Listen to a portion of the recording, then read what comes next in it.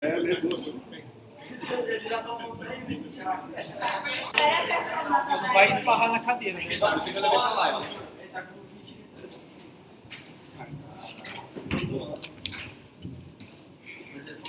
Oi? Pode começar? Não. 3, 2, 1, tá valendo. Então, gente, boa tarde. Boa tarde. A gente vai dar início à nossa aula de hoje. Antes da gente começar, vou fazer um breve comentário. Algumas coisas da nossa aula vão ser repetitivas, que é inevitável a gente não estar repetindo algumas coisas que já foram ditas nas apresentações anteriores, porque é um capítulo complementando o outro, beleza? Então vai ser repetitivo, vai ser até meio chato. Então só para recapitular, capítulo 25 acabou falando dos líquidos, compartimento dos líquidos corporais intra e extracelular, falando um pouquinho de edema e tal. Capítulo 26 acabou abordando a anatomia do rim, a fisiologia e a formação da urina nos rins. O capítulo 27 falou sobre a filtração glomerular, falou sobre o fluxo sanguíneo. E o capítulo 28 acabou falando sobre a reabsorção nos túbulos, falou também de transporte ativo, passivo, cotransporte, contratransporte. E por fim chegamos ao capítulo 29 da 13ª edição do GAI, que é falando sobre a concentração e a diluição da urina, a regulação osmótica e a regulação do sódio no líquido extracelular. Então eu, Natanael Cavalcante, junto com a minha equipe, vamos enfatizar pontos importantes, não só para a gente fazer uma prova, mas também para a gente levar para a vida, porque esse capítulo e os demais que foram apresentados, a gente não quer de suma importância na área médica. Então a gente vai dar continuidade. Uau! Isso aí, perfeito, Natanael. Ufa! Gente, eu vou ficar aqui um pouquinho. Wilson, dá um help aqui. Está funcionando? Tá ligado? Tá aí. Foi? Aqui. Bom, gente, eu vou passar essa parte aqui, da introdução, com vocês, porque eu tentei resumir o máximo que eu consegui, entendeu? Só que é inevitável. Essa parte aqui eu tive que colocar, e depois vai chegar a parte que eu vou explicar. Para que as células do nosso corpo funcionem... Tá alto? Tá muito alto? Então tá. Para que as células do nosso corpo funcionem normalmente, elas devem estar banhadas por LEC, que é o líquido extracelular. E também a concentração ela deve ser relativamente constante de eletrólitos e solutos. A concentração total de solutos no leque, ou seja, a osmolaridade, deve ser também regulada com precisão para evitar que as células murcham ou inchem de tamanho. E osmolaridade. A osmolaridade ela é determinada pela quantidade de soluto, e principalmente o cloreto de sódio. A concentração de cloreto de sódio e a osmolaridade do leque, em grande parte, é regulada pela quantidade de H2O extracelular, ou seja, é regulada pelo líquido que nós temos no corpo. Vamos lá, então. Eu vou explicar aqui, para ver se fica de uma forma mais clara. Obrigado. Eu tenho aqui uma célula, vou ter aqui um leque, que é o líquido extracelular, né? Vou ter uma grande quantidade de soluto aqui, por exemplo, cloreto de sódio, e pequena quantidade de soluto aqui, os íons. O que vai acontecer? Através de osmose, ela do menos concentrado vai passar para o mais concentrado. Então, e como o nosso leque está hipotônico,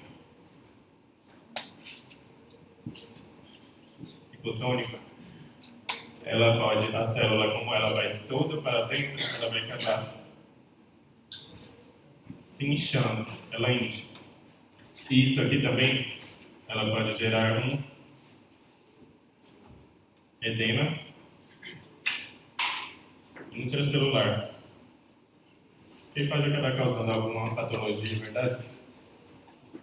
E é isso. Aí, se ocorre ao contrário, por exemplo, eu tenho aqui uma célula, tem pouca quantidade aqui, e o nosso leque, que é o líquido extracelular, tem maior quantidade. Aí, como aqui tem menos, no menos vai para onde tem mais, não está com concentração de soluto, ela vai ser hiper hipertônica. Acho que dá para entender, não ajuda muito, mas tudo bem. Hipertônica, a célula ela pode se murchar, ela vai ficar tipo, bem murcha. Eu vou mostrar uma imagem para vocês entenderem melhor. E aqui pode acontecer também a retenção de líquido.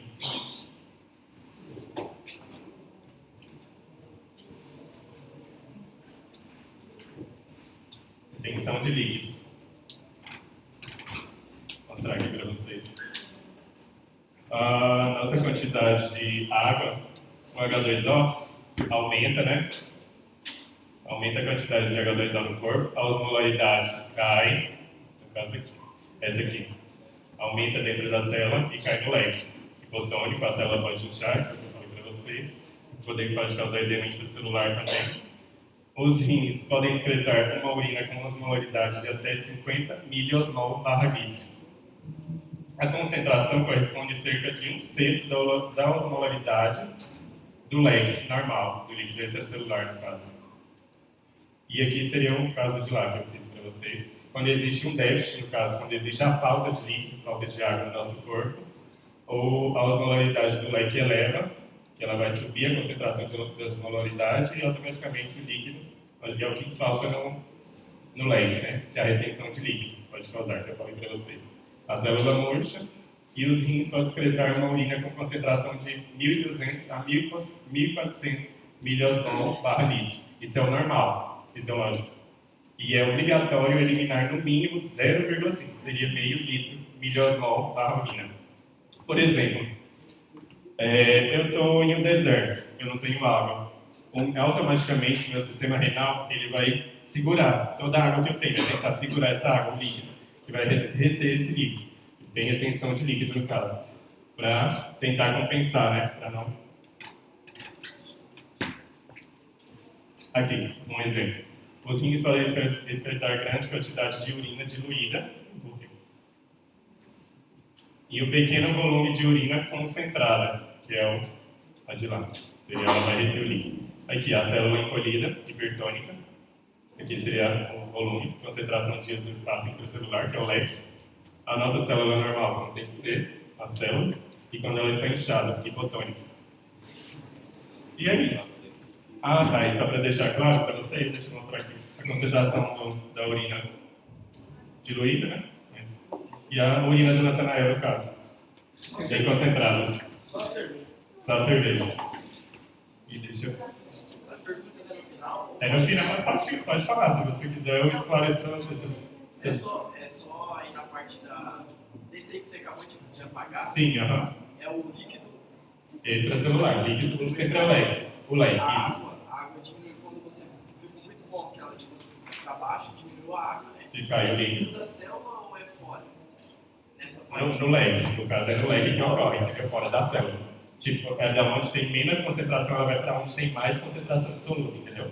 Ela é retenção de líquido, é osmose. Ela vai para o lado que tem maior concentração. Isso. A água não entra. Aí por isso puxou. Aí ela está dentro da célula, ela está fora da célula, está no leque. Aí ela vai puxar para dentro. Aqui é o contrário, isso. Esse é o de lá. Entendeu?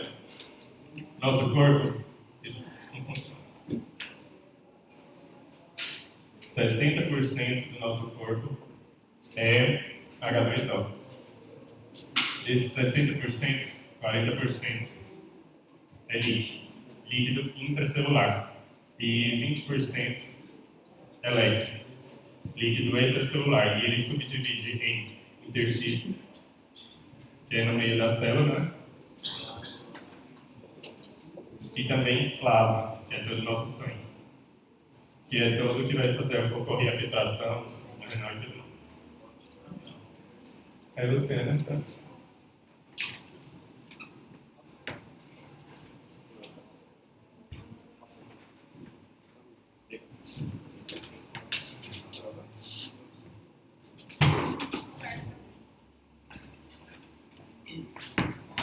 Bom, gente,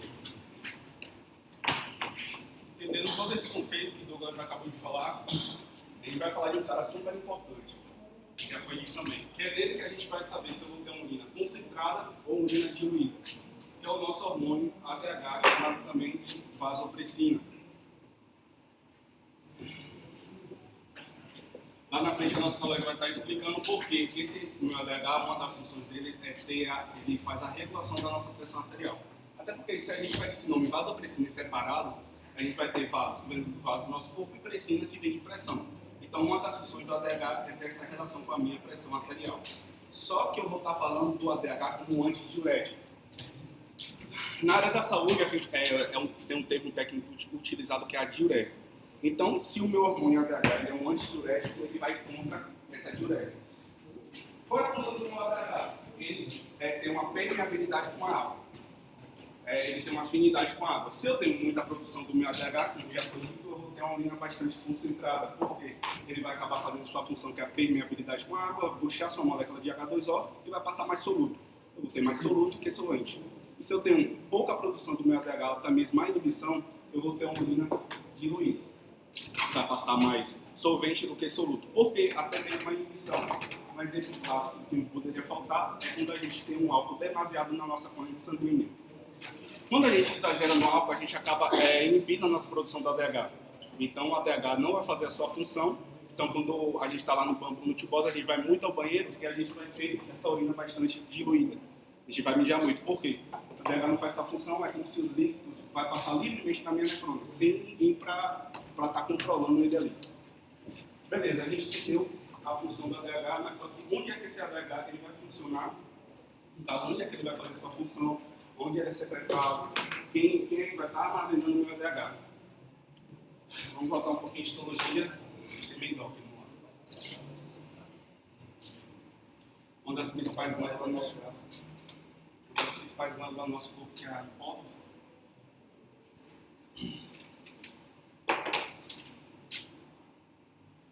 Vamos dar destaque na porção posterior, que corresponde à nossa neurohipófise.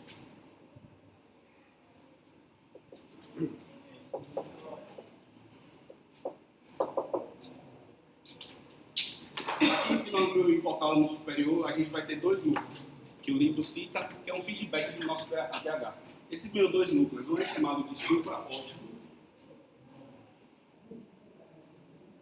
porque ele vai estar acima do meu quiasma óptico, e um é chamado de núcleo paraventricular.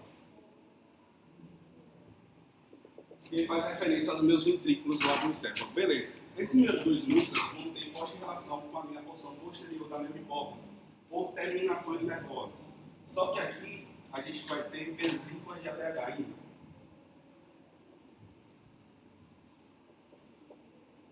Esses meus dois núcleos vão ter células osmoreceptoras.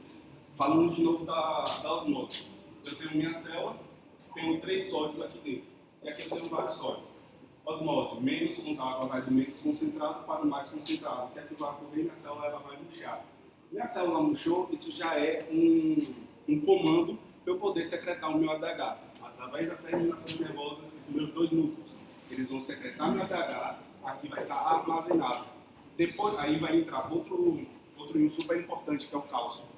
Eu vou abrir canais de cálcio, onde esse cálcio vai entrar aqui dentro dessa minha vesícula, é como se empurrasse para abrir aqui e vai sair do meu ADH. Depois que o meu ADH sai, ele vai para a minha corrente sanguínea.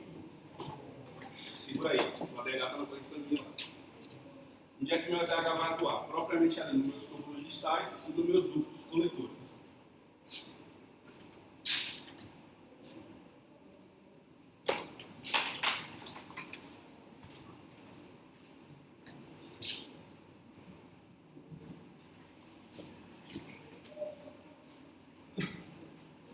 Mas eu coloquei meu túbulo distal aqui. Primeiramente tubular. Vamos pegar uma dessas células que a gente vai dar um zoom. Deu um zoom aqui. Beleza, o ADH ainda está na corrente sanguínea. Essa minha célula ela já vai ter receptores de ADH. Fora que vai ter uma proteína super importante, que é a aquaporina. Aquaporina 2. Não sei se vocês sabem, a gente tem a aquaporina de 1 até o 9, ela é numerada.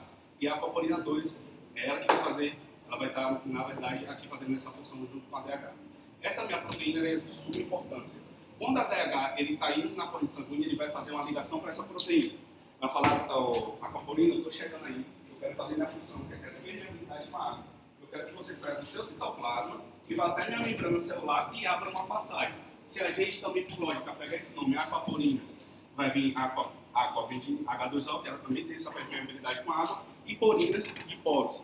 Então, o ADH fez a ligação, a porina sai do seu citoplasma, vai até minha membrana celular e faça a passagem. Eu estou chegando aí que eu quero fazer minha função. No caso seria aqui. Quando a ADH passar, faz, que a aquaporina já fez isso para ela, vai puxar junto com o H2O, passando mais soluto. Isso eu tenho essa minha urina concentrada, bem amarelada. Ao contrário disso, quando eu tenho a inibição do meu ADH, o ADH não vai fazer sua função, então o ADH vai ficar sem crédito para ligar para a proteína aquaporina, a aquaporina não vai sair do seu citoplasma, não vai fazer a passagem dos poros, e a gente vai ter uma urina diluída, que vai acabar passando mais solvente do que soluto. Beleza? Alguma dúvida? Perfeito. A ligação é a água. Você falou que vai acabar os créditos. O ADH não vai ter crédito para ligar para a aquaporina, porque o ADH, essa aquaporina de 2 tem que sair do citoplasma para ir até a membrana, fazer um poro para o ADH fazer a sua função. Então, se o ADH está sem crédito para fazer essa ligação para a aquaporina, é só para ser bem didático.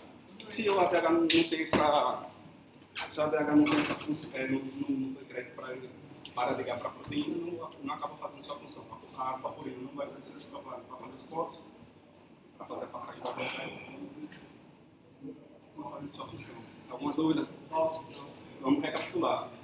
A função da ADH é ter permeabilidade com a água.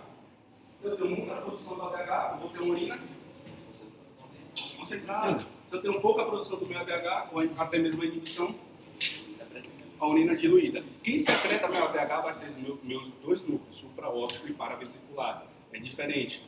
E aqui na minha neurohipófise vai estar armazenando o meu ADH. Coisas diferentes para a gente não se confundir com isso. Beleza?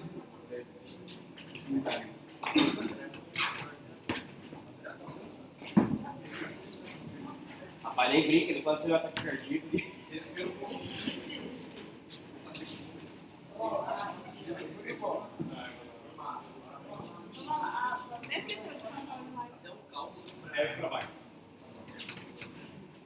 Bom, gente, boa tarde.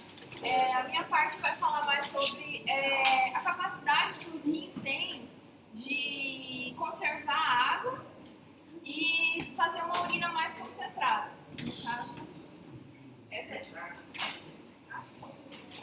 Para a gente falar dessa urina concentrada, a gente precisa lembrar que o nosso corpo ele tem ganhos e perdas de líquidos diariamente, né? A gente tem ganhos de líquidos através da ingestão de líquidos e através da oxidação dos alimentos. E o nosso corpo perde líquido, perde água, através do trato gastrointestinal, por meio das fezes, através da urina. E também a gente tem as perdas insensíveis, que é aquela perda que a gente tem e que a gente acaba nem percebendo, né? Que no caso do pulmão, que através da nossa respiração precisa de água para poder gerar o processo de respiração, e através da pele também, que a gente tem que manter a pele úmida para ela estar em homeostase. Para a gente falar um pouco da urina concentrada, a gente também tem que lembrar alguns conceitos. O Douglas já deu uma pincelada no começo sobre a osmolaridade, né? Que ele tem um conceito que é a concentração de soluto, que sejam os íons, glucosa, em 1 litro de solução, tá? E a osmolaridade, ela é medida através do miliosmol. Tá? Também foi falado já no começo que o nosso rim ele tem a capacidade, em algumas situações, de formar um volume obrigatório de urina. Né? Esse volume obrigatório, ele equivale a meio litro por dia. Mas como que chega nesse cálculo de meio litro por dia? Né? Então, a gente tem uma ingestão, isso o livro fala que é um adulto, 70 quilos, não é uma história de uma pessoa saudável, né? Uma pessoa normal. Ela tem uma ingestão de 600 miliosmol de soluto por dia. Isso é uma ingestão normal. E ela faz o organismo concentração máxima de soluto de 1.200 miliosmol por litro. Então, divide a ingestão com a concentração, vai dar a quantidade de 0,5 litro por dia, que é uma quantidade mínima que o corpo tem que produzir de urina por dia. Pelo menos meio litro de urina. E aí, qual que é a cor do soluto? Será que a gente está tomando lá? A do Natanel a gente já viu aqui, né? Mas será que a gente está tomando água em quantidade adequada? Né? A quantidade que o nosso organismo precisa, né? Então agora no inverno é pior ainda, né, gente? Eu pelo menos não lembro de tomar água. Tem que ficar me policiando para estar tomando líquido. E no inverno é pior ainda, a gente nem lembra, né? Então quanto mais escura a cor da nossa urina, né, como o Douglas já tinha falado, o Natanel também falou, é uma urina mais concentrada. E quando a urina é mais clara, ela é uma urina mais diluída. O livro também traz sobre a densidade específica da urina. A nossa urina tem uma densidade que é em torno de 1.002 a 1.028 gramas por ml. Então, essa densidade ela é estimada através da concentração do soluto. Então, depende da quantidade, né, o número e o tamanho de moléculas de soluto dentro da nossa urina. Então, o que acontece? O uso de alguns antibióticos podem alterar essa densidade, né? E a gente consegue ver a densidade através do exame de urina, feito no laboratório também.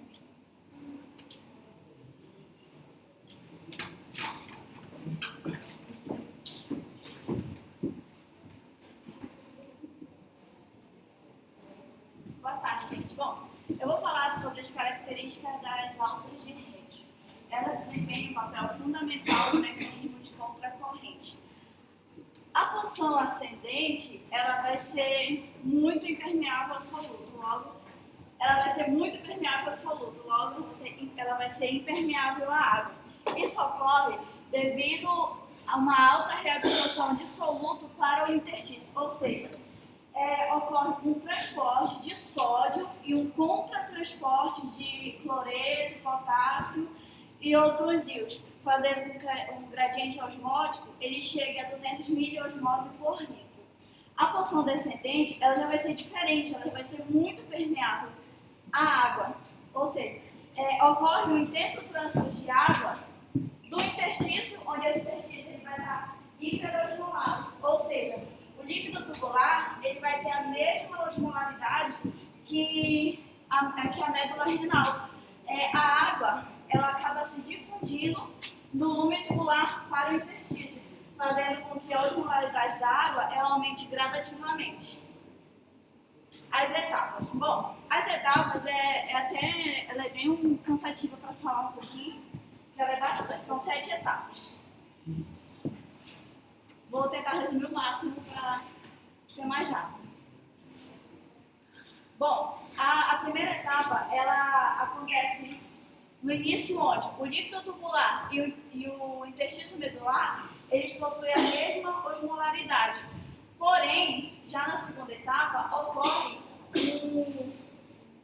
como se acontecesse desequilibrar-se com a entrada dos íons, fazendo que o líquido tubular, a concentração do líquido tubular diminuísse e a concentração do interstício medular aumentasse, ocorrendo assim um bombeamento iônico, onde o gradiente osmótico faz com que seja de 200 miliosmol por litro.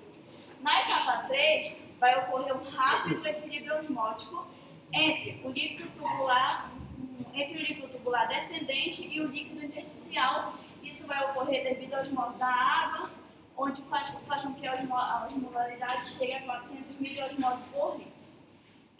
Só que com o transporte ativo de cloreto de sódio para o ramo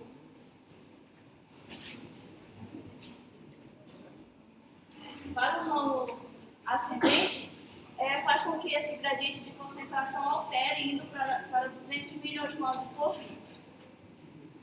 A etapa 4 e 5. Bom, esse fluxo adicional, no ramo ascendente, é formado um líquido chamado hiperosmolado. Bom, esse fluxo adicional de líquido, ele vai ajudar esse líquido hiperosmolado, recém-formado, no ramo descendente que treme para o ramo ascendente, ocorrendo de novo um bombeamento iônico adicional e, em paralelo, vai acontecer uma retenção do líquido tubular, fazendo com que ocorra uma manutenção do gradiente osmótico entre o túbulo e o interstício medular.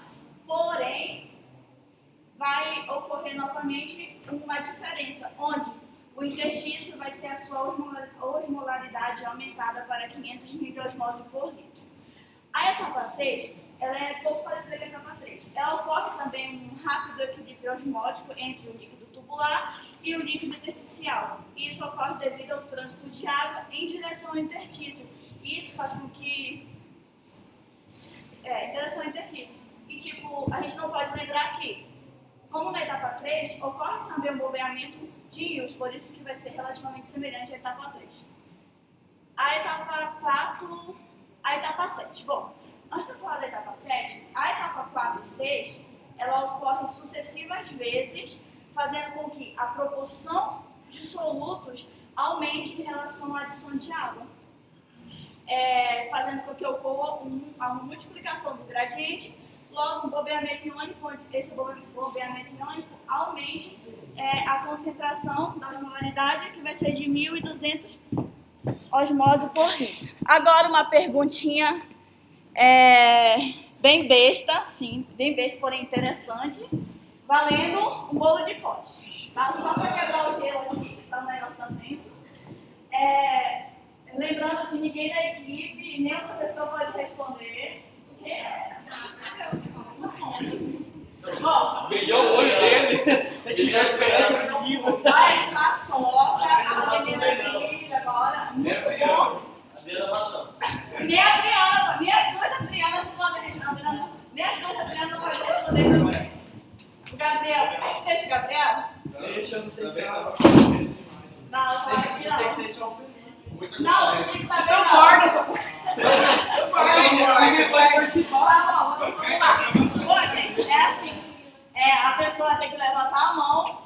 Não, levanta não. Vai ver que vai levantar primeiro, tá bom? Então, é uma pergunta bem besta, só que devido aos capítulos que a gente já viu aqui, vai saber responder. E também isso já desde histologia 1 também, né? Mas vamos lá. A urina, ela é produzida, tem que fazer o fim falar o porquê também. Natanael vai aprovar.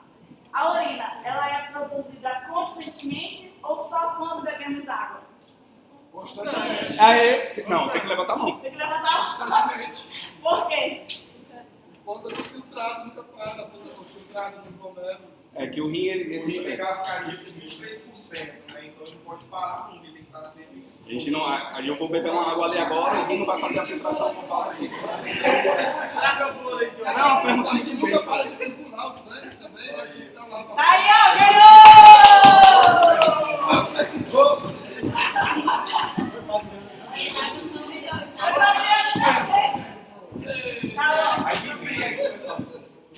Bom, gente, como a gente sabemos, a urina é produzida constantemente. Então, logo, esse mecanismo aqui, ele vai se repetir sucessivas vezes, várias vezes. Ou seja, vai ocorrer uma alta reabsorção de cloreto de sódio, onde vai ocorrer um mecanismo, e esse mecanismo vai ser chamado de multiplicação de contracorrente. A minha última parte, graças a Deus. Bom. A importância do túbulo distal e do ductus coletor. Bom, esse líquido, nessa porção, ele já chega bastante diluído. Ele já chega diluído, porém, nessa porção, ele dilui ainda mais esse líquido, fazendo com que ele tenha uma osmolaridade de 100 miliosmose por litro. E essa porção, logo, também vai ser muito impermeável à água e vai ocorrer o bombeamento ativo de cloreto de sódio. No tubo coletor, como a Panela falou muito sobre ADH, ele não poderia deixar de falar também. O ADH, nessa porção também, quando ele está ausente, o túbulo coletor ele vai ser impermeável à água. Então, vai ocorrer uma maior reabsorção de solutos. Porém, quando o ADH ele está presente, vai haver uma grande reabsorção de água do para o interstício, e do interstício vai haver uma reabsorção dos capilares peritubulares. E sabemos lá que a água ela vai ser reabsorvida no córtex, do líquido tubular para o interstício. E como eu falei, a Tana já falou, quando o EDH está presente, vai ter, esse tubo se torna permeável à água. Então, a água ela vai dos condutos coletores, e ela faz com que os condutos coletores tenham a mesma osmolaridade do líquido intersticial, que é de 1.200 miliosmols por litro. E para concluir, numa situação de desidratação, essa porção ela vai reabsorver muito mais água, fazendo com que o rim ele produza uma urina mais concentrada. Porém, a excreção de soluto vai ser a mesma. Muito bem. E não perde só. Bom, gente, dando continuidade, eu vou falar sobre a ureia e a sua contribuição para uma médula renal hiperosmolar e para a formação de urina concentrada. Quase que tamanho do Deus.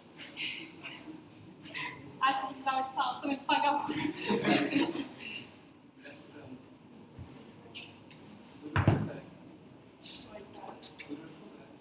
Espaguete, né?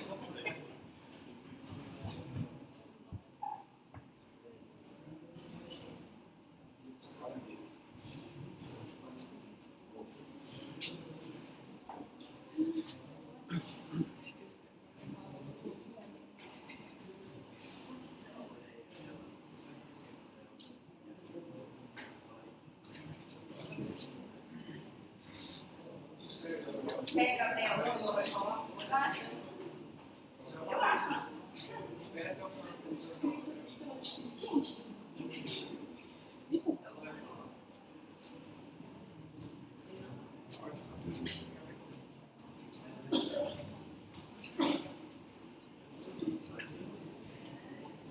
Bom, gente, vai para bem específico, ele traz para a gente que a ureia contribui de 40% a 50% na osmolaridade da nossa médula.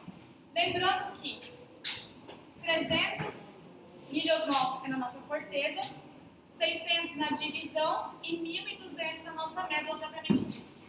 Então, isso representa cerca de 600 miliosmol por litro aproximadamente.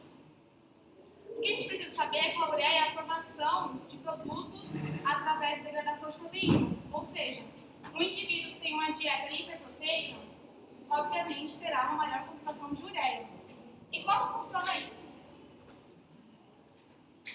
A ureia pode viajar na nossa corrente sanguínea, chegar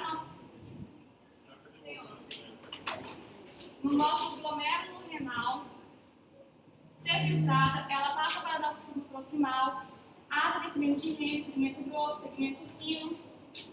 Reparem nesse segmento, que é a acidente de Henle, segmento fino. Tem importância aí. Passa para o segmento grosso da asa de Henle, tubo distal, conduto coletor cortical. Nesses dois segmentos, há uma concentração dessa ureia. Por quê? Como a Nathanael disse, pelo ADH. Por quê? Porque ele atua justamente aqui, fazendo com que haja uma reabsorção de água, concentrando mais a minha ureia. E ao chegar aqui no conduto coletor medular, ela está tão concentrada, mas tão concentrada, que ela começa a ser reabsorvida, voltando para a recirculação. O livro faz para a gente que no indivíduo normal, no homem de 1,70 m, somente 20 a 50% da ureia é eliminada na primeira vez. O restante volta para a recirculação. E como funciona essa recirculação? Voltando desde o início. A ureia chegou à nossa corrente sanguínea, no nosso glomérulo renal, foi filtrado, passou para o túbulo proximal, já foi absorvida de 40% a 50% aqui. Já vão entender esse número. Passou para a descendente de Henle. Aqui há uma reabsorção de água, que tem a ver Aqui é uma alta redução de água. Então, a ureia se concentrou também nessa parte, certo? Desceu o segmento fino de Henle, absorção de água. Chegou aqui, onde eu falei que dá importância, que é na asa ascendente de Henle, segmento fino. Essa ureia, da primeira vez, passou por todos os segmentos e foi reabsorvida, o que acontece? Ela entra aqui, através de uma proteína, que é o UTA3. Uma parte importante que eu esqueci de mencionar é o seguinte: ela sai daqui através de um processo de fusão facilitado. Não sei se vocês lembram de fusão facilitada, fusão proteína integradora e tal, que são a UTA1 e a UTA3, principalmente essa. E para entrar aqui novamente, UTA2. UTA2, corrigindo. E é assim que a ureia contribui na hiperosmolaridade. O livro diz que para ela ser eliminada por completo, ela recircula várias e várias vezes. E como que a gente chega nesse valor de 50%, sendo que aqui já eliminou a 50%? Está sendo reabsorvido mais aqui, na asa ascendente fina de Henle. Por isso integra o valor. Entendeu? Tá.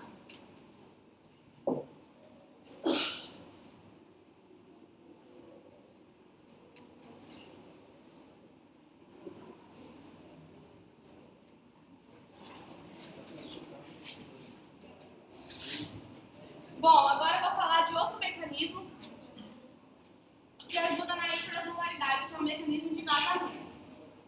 O livro traz pra gente que a vaza reta, o livro traz pra gente que de todo o sangue que passa no rim, cerca de somente 5% passa pela nossa vaza reta. A vaza reta, como já foi mencionado, não vou ficar repetindo, mas assim, dando uma introdução, é um órgão, um conjunto de vasos que irriga a nossa médula renal. O livro traz pra gente que ela tem forma de U. Isso é um U. A tradução é errada, né? Sim. Que ela tem uma forma de U e é graças a essa forma de U que ela consegue manter a nossa médula hiperosmolar. Bom, através de duas propriedades. Primeiro, essa vaza reta ela é super permeável em solutos. E segundo, o fluxo lento permite a troca de água por solutos. Vocês já vão entender. Eu espero. Bom, como já foi mencionado, a nossa osmolaridade na corteza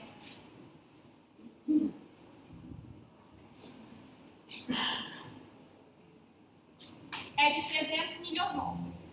Conforme o fluxo lento vai passando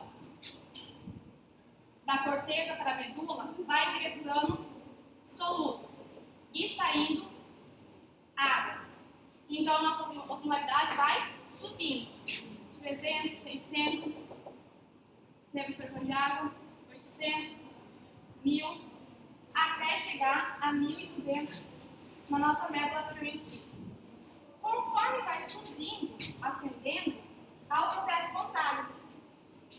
Há a entrada de água e a saída de soluto. Aí vai diminuindo a osmolaridade. 800, 600, 1000, 800, 600, até chegar a 300 novamente. Então é dessa forma que a vaza reta contribui. E o que acontece? Esse fluxo lento é extremamente importante porque faz com que os nossos solutos que estão aqui na medula não se dissipem, não fujam para outro lugar, como a corteza. Porque se caso o fluxo sanguíneo aumentar, o que vai acontecer? Vai ter uma passagem tão rápida do líquido que não vai ter tempo de ter essa troca de solutos.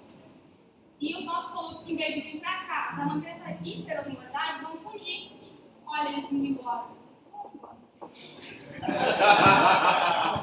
Aí gerou uma medula hipoosmolar e, consequentemente, uma urina diluída.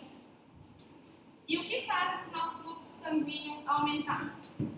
Bom, pressão, sanguínea alta, pressão arterial alta, vasodilatadores, tudo isso influencia. Agora, acho que mais vai lembrar a continuidade no nosso tempo.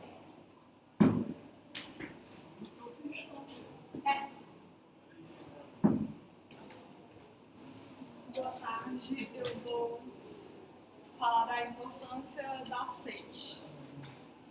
Porque por mais que o rim consiga reter água, se a gente for depender só dele para manter o corpo hidratado, não vai conseguir, porque como a Dani já falou, tem as perdas insensíveis, que é pela respiração, pelo trato digestivo e pelo suor também, né?